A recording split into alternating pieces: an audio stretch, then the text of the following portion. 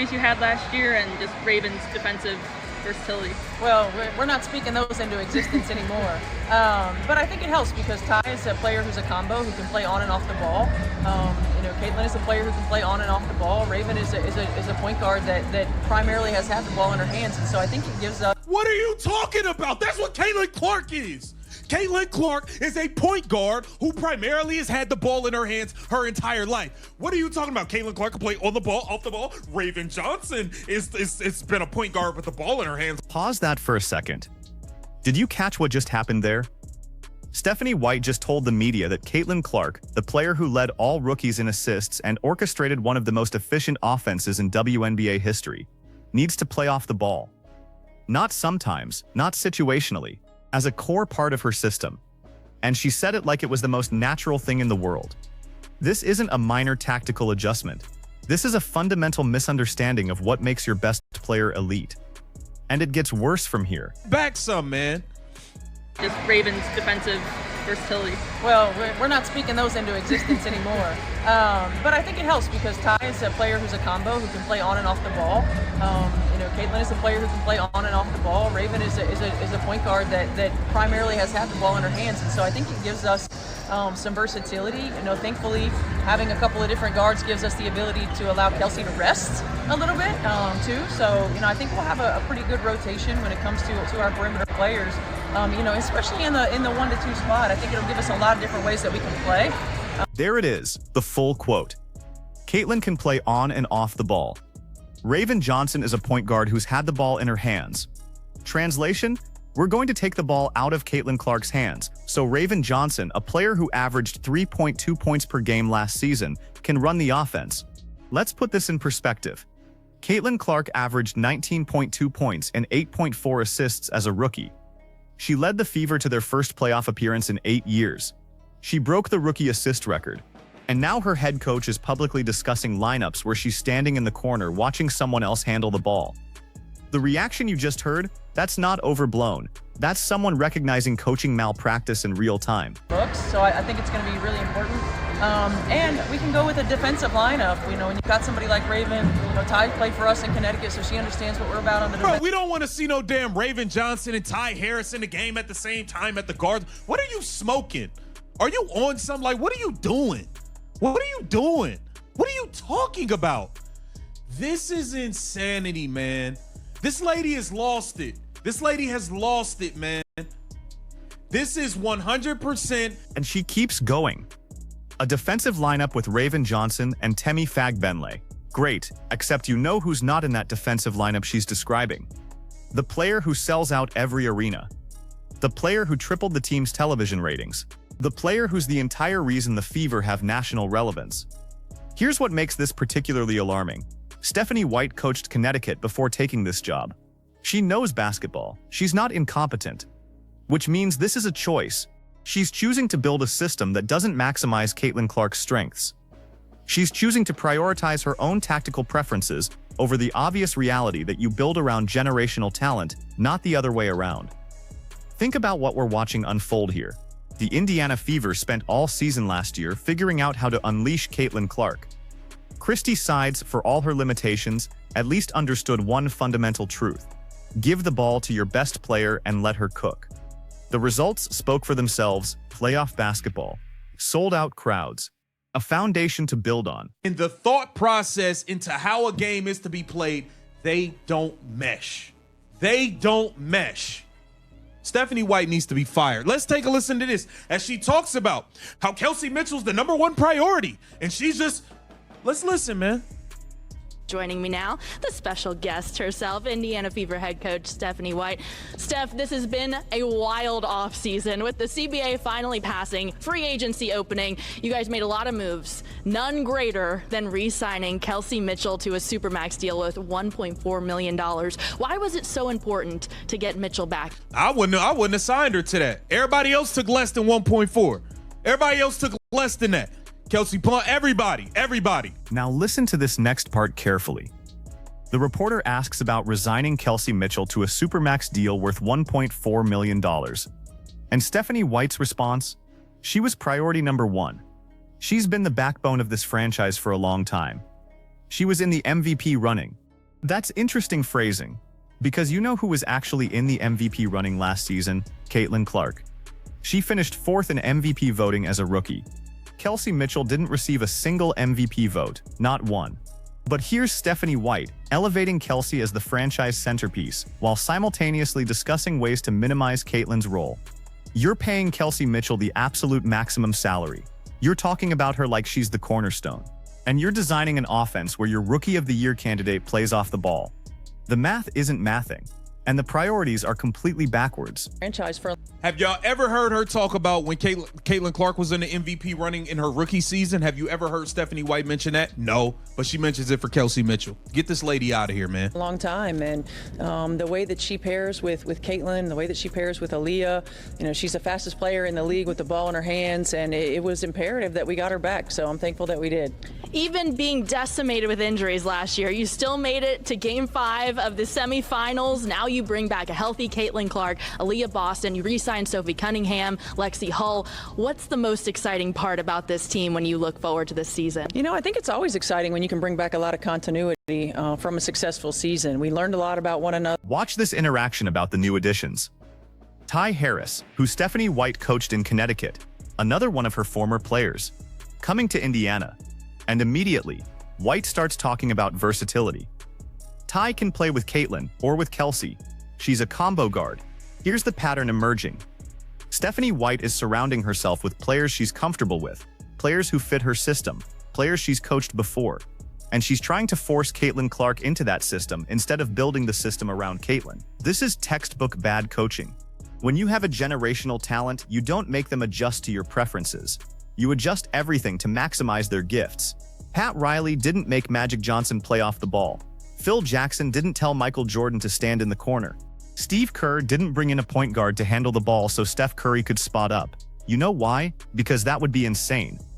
And yet that's exactly what we're hearing from Stephanie White. We went through, I think, gave this group a hunger to get to that next step and to get to the WNBA finals. Now we got a long way to go, but I think understanding that we've had that experience and knowing what it takes, knowing that we have to sacrifice, so carrying over the continuity, I think, is the most exciting piece for me. And then you bring in some exciting additions also. Ty Harris, who's a Noblesville native, and then Monique Billings. What do they bring to this team to get you to that championship? Yeah, I was fortunate enough to coach Ty in Connecticut. And Stephanie White and friends. Stephanie White and friends, part. And then there's this gem about Monique Billings. She's energetic, she's an outstanding rebounder, she's a rim runner. All true, all fine. Except notice what's missing from this entire press conference? Any discussion of how these pieces fit around Caitlin Clark specifically. It's all about versatility. It's all about different looks. It's all about defensive lineups and energy and Connecticut connections. There's zero acknowledgement that you have a player who just transformed your entire franchise, and maybe, just maybe, you should design everything around making her life easier. The Fever went from irrelevant to must-watch television in one season. They went from playing in front of 4,000 fans to selling out 17,000-seat arenas. They went from lottery team to playoff contender, all because of one player, and the head coach is talking about taking the ball out of her hands. What the hell did I just listen to? Stephanie White, have you lost her? You know what? Fire her now. Fire her now. I cannot believe what I just heard Stephanie White say in front of cameras and microphones about Caitlin Clark. Y'all know this lady is talking about Caitlin Clark playing off ball again. Is they bruh. I can't. I'm sorry, guys. I can't do this. That reaction at the beginning, that's not just frustration, that's recognition. Recognition that this is going to be a long, painful season of watching a coach fight against her own best player's natural game. Because here's what Stephanie White doesn't seem to understand. Caitlin Clark isn't just good at playing point guard. She's historically elite at it. Her assist-to-turnover ratio as a rookie was better than Sue Bird's. Her ability to create shots for teammates while also being a 35% three-point shooter makes her one of the most dangerous offensive weapons in the league. And the solution is to have her play off the ball so Raven Johnson can bring it up the court? That's not coaching, that's sabotage. Here's what makes this situation so significant. This isn't just about one coach's tactical preferences. This is about the fundamental tension in the WNBA right now, between old-school basketball philosophy and adapting to transcendent talent. Stephanie White represents a generation of coaches who believe in system over stars. Defense first, versatility, interchangeable parts. It's the Connecticut Sun model, and it works to a point. Connecticut has been consistently good for years. They make the playoffs, they compete. They just never win championships because when you get to the finals, talent beats system every single time. The Fever don't have a Connecticut situation. They don't have a roster full of solid, interchangeable players who can execute a system. They have Caitlin Clark, they have Aaliyah Boston, they have Kelsey Mitchell. That's 3 legitimate stars, which is more than enough to win a championship if you use them correctly. But using them correctly means building an offense that maximizes what Caitlin does best. And what she does best is run the show. She's a floor general. She sees the game 3 passes ahead. She makes everyone around her better because defenses have to account for her shooting, her passing, and her ability to get to the rim.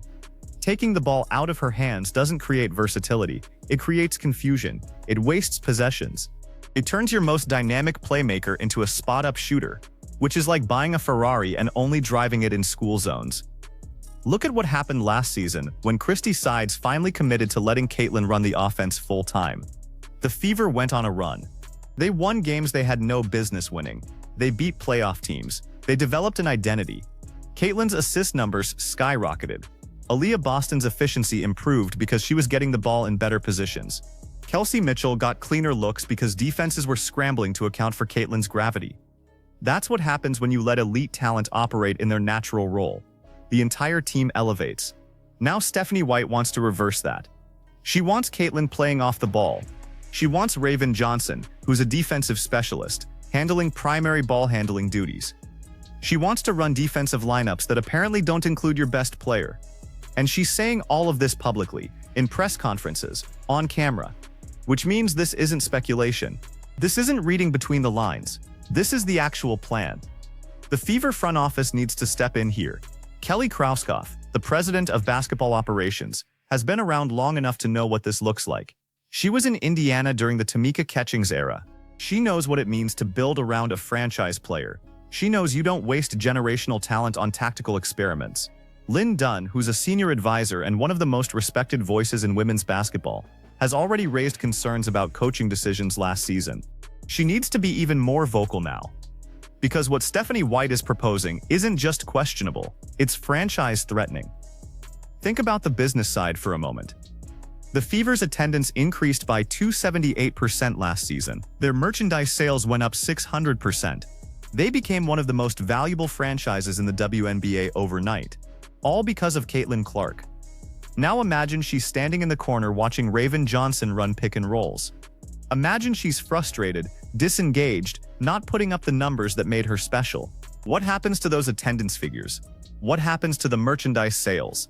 What happens when casual fans tune in expecting to see Caitlin Clark magic, and instead they're watching a Connecticut Sun tribute band? The financial implications alone should terrify the front office. But beyond that, there's the basketball reality. The Eastern Conference is getting better. New York is loaded. Connecticut is always tough. Atlanta made moves. If the Fever take a step backward because they're running a system that doesn't fit their best players, they're not just missing the playoffs, they're wasting a year of Caitlin's rookie contract. And here's the thing about rookie contracts in the WNBA. They're short. 4 years, with the 4th year being a team option. That means the Fever have at most 3 guaranteed years to build a championship contender around Caitlin Clark before she can explore other options. 3 years to get it right. Year 1 was about adjustment. Year 2 should be about optimization. Instead, it's looking like Year 2 is going to be about fighting with your head coach over basic basketball philosophy. That's not acceptable. That's not a plan. That's organizational dysfunction. Stephanie White might be a good coach in the right situation. Maybe she's perfect for a team that needs defensive structure and doesn't have elite offensive talent. But the Indiana Fever aren't that team anymore. They have a player who changes the entire calculation. And if White can't or won't adjust her philosophy to maximize that player, then she's the wrong coach for this job. The comparison keeps coming back to Connecticut because that's clearly White's model. But look at what happened to Connecticut in the playoffs last season. They ran into Minnesota, a team with superior talent, and got bounced. Their system worked great in the regular season. It fell apart when talent mattered most. The Fever have the talent. They have the pieces. What they need is a coach who recognizes that and builds accordingly. Not a coach who's trying to fit square pegs into round holes, because that's what worked in a completely different situation with completely different players. So where does this leave us? The season starts in a few months. Stephanie White is the head coach. She's made her philosophy clear. And unless something changes dramatically, we're going to watch one of the most talented rosters in the WNBA underperform because of coaching decisions that prioritize system over stars. Caitlin Clark is too good to waste. Aaliyah Boston is too talented to misuse. Kelsey Mitchell is too proven to marginalize. And the Fever fans, who've waited 8 years for relevant basketball, deserve better than watching their team sabotage itself with questionable tactical choices. The front office has a decision to make. Either they step in now and make it clear that the offense runs through Caitlin Clark, or they accept that this season is going to be a frustrating exercise in watching potential get wasted. There's no middle ground here. You're either maximizing your generational talent, or you're not. Based on everything Stephanie White has said publicly, she's choosing not. And that's not just bad coaching, that's organizational malpractice. Fire her now, or prepare for a season of disappointment. Those are the options. What do you think the Fever should do? Let me know in the comments, hit that subscribe button, and let's see if this situation gets better or worse as we get closer to the season.